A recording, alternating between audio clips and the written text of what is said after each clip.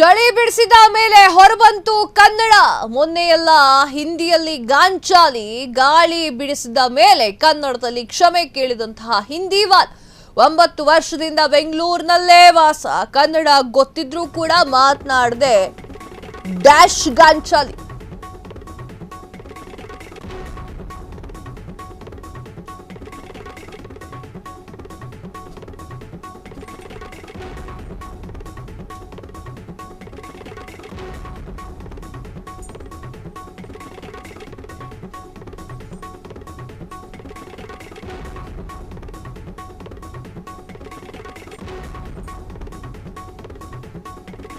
ಹಿಂದಿವಾಲ dash ಗಾಂಚಾಲಿಗೆ ಕನ್ನಡಿಗರ ಆಕ್ರೋಶದ ಬೆನ್ನಲ್ಲೇ ಗಾಂಚಾಲಿ ಮಾಯ. ಕನ್ನಡದಲ್ಲಿ ಕ್ಷಮೆ ಕೇಳಿದಂತಹ ಟೆಕ್ಕಿ ಮೊದಲೇ ಕನ್ನಡದಲ್ಲಿ ಮಾತನಾಡಿದ್ರೆ ಹಿಂಗಾಗ್ತಿತ್ತ, ಆಗಬೇಕು, ಇನ್ನೊಂದು ಸ್ವಲ್ಪ ಜಾಸ್ತಿ ಆಗ್ಬೇಕು. ಕನ್ನಡ ನಾಡಿನಲ್ಲಿದ್ದೀರಾ, ಮುಚ್ಕೊಂಡು ಕನ್ನಡವನ್ನ ಕಲಿಬೇಕು ಹೊರತು ನನಗೆ ಹಿಂದಿ ಗೊತ್ತು ನೀ ಹಿಂದಿ ಕಲಿ ಅನ್ನೋದಲ್ಲ. ನೀವು ಟೆಕ್ಕಿಗಳಲ್ವಾ, ಬೇರೆ ಊರಿಂದ ಬಂದಿರ್ತೀರಲ್ಲ, ನಿಮಗೆ ಜೀವನ ಮಾಡಬೇಕು ಅಂದ್ರೂ ಕೂಡ ಕನ್ನಡ ಬೇಕೇ ಬೇಕು ನಿಮಗೆ.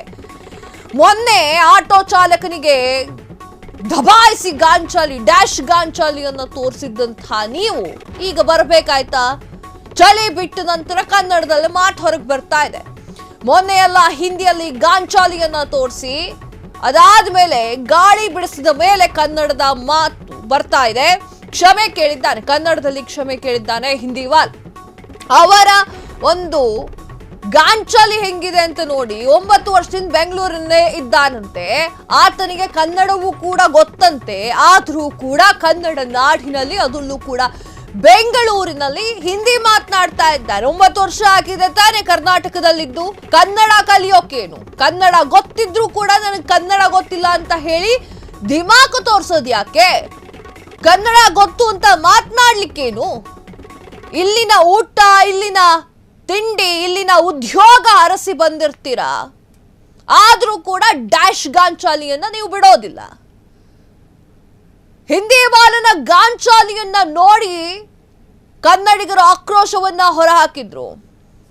ಆಕ್ರೋಶದ ಬೆನ್ನಲ್ಲೇ ಗಾಂಚಾಲಿ ಎಲ್ಲ ಮಾಯವಾಗಿದೆ. ದೊಡ್ಡ ಕಣ್ಣು ಬಿಟ್ಟು ತೋರು ಬೆರಳಲ್ಲಿ ಮಾತನಾಡ್ತಿದ್ದ, ಅವಾಜ್ ಹಾಕ್ತಿದ್ದಂತಹ ಹಿಂದಿವಾಲನ ಬಾಲ ಕಟ್ ಮಾಡಿದ್ದಾರೆ ಕನ್ನಡಿಗರು. ಕನ್ನಡದಲ್ಲಿ ಕ್ಷಮೆ ಕೇಳಿದ್ದಾನೆ. ಇದು ಮೊದಲೇ ಮಾಡಿದ್ರೆ ಆಗ್ತಿತ್ತ ನಿನ್ನ ಗಾಂಚಾಲಿಗಳು? ಎಸ್, ಮೊದಲೇ ಕನ್ನಡದಲ್ಲಿ ಮಾತನಾಡಿದ್ರೆ ಹಿಂಗ್ಯಾವುದೂ ಆಗ್ತಾ ಇರಲಿಲ್ಲ.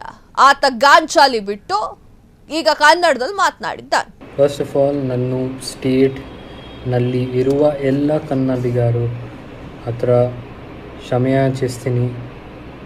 ನಾನು ಪಾಸ್ಟ್ 9 ಇಯರ್ಸ್ ಇಂದ ಬ್ಯಾಂಗ್ಳೂರುದ ಭಾಗ ಆಗಿದ್ದೀನಿ.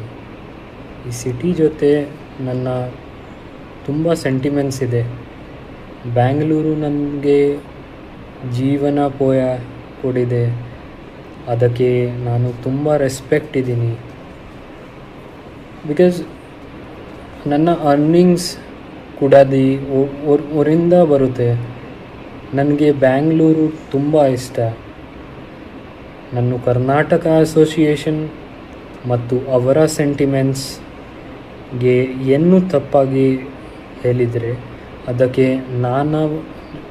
ನಾನು ಮಾನಪೂರ್ವಕ ಕ್ಷಮೆಯಾಚಿಸ್ತೀನಿ. ನಾನು ಹತ್ತಿರ ಇರುವ ಪೊಲೀಸ್ ಸ್ಟೇಷನ್ಗೆ ಹೋಗಿ ಕ್ಷಮೆಯಾಚಿಸ್ತೀನಿ. ಅದಕ್ಕೆ ನಾನು ಮಾನಪೂರ್ವಕ ಕ್ಷಮೆಯಾಚಿಸ್ತೀನಿ.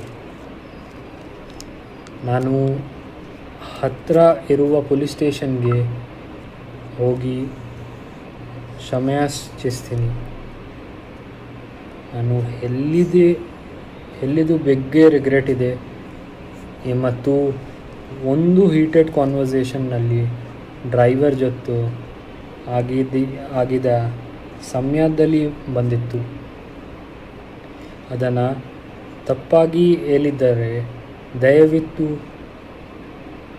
ಕ್ಷಮಿಸ್ರಿ. Thank you. First of all, ನನ್ನ ಸ್ಟೇಟ್ನಲ್ಲಿ ಇರುವ ಎಲ್ಲ ಕನ್ನಡಿಗರು ಹತ್ರ ಕ್ಷಮೆಯಾಚಿಸ್ತೀನಿ. ನಾನು ಪಾಸ್ಟ್ 9 ಇಯರ್ಸ್ ಇಂದ ಬ್ಯಾಂಗ್ಳೂರುದ ಭಾಗ ಆಗಿದ್ದೀನಿ. ಈ ಸಿಟಿ ಜೊತೆ ನನ್ನ ತುಂಬ ಸೆಂಟಿಮೆಂಟ್ಸ್ ಇದೆ. ಬ್ಯಾಂಗ್ಳೂರು ನನಗೆ ಜೀವನ ಕೊಡಿದೆ.